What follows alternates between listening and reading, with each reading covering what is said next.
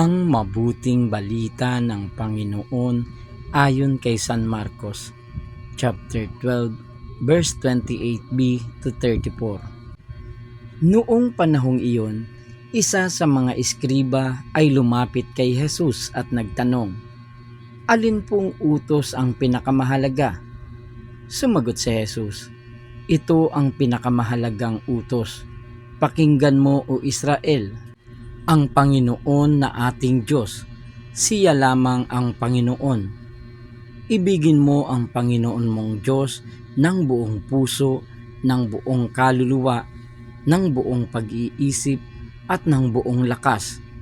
Ito naman ang pangalawa, ibigin mo ang iyong kapwa gaya ng iyong sarili. Wala nang ibang utos na hihigit pa sa mga ito." "Tama po, Guro," wika ng eskriba. "Totoo ang sinabi ninyo. Iisa ang Diyos at wala nang iba liban sa Kanya. At ang umibig sa Kanya ng buong puso, buong pag-iisip, buong lakas, at ang umibig sa kapwa gaya ng kanyang sarili ay higit na mahalaga kaysa magdala ng lahat ng handog na susunugin at iba pang mga hain."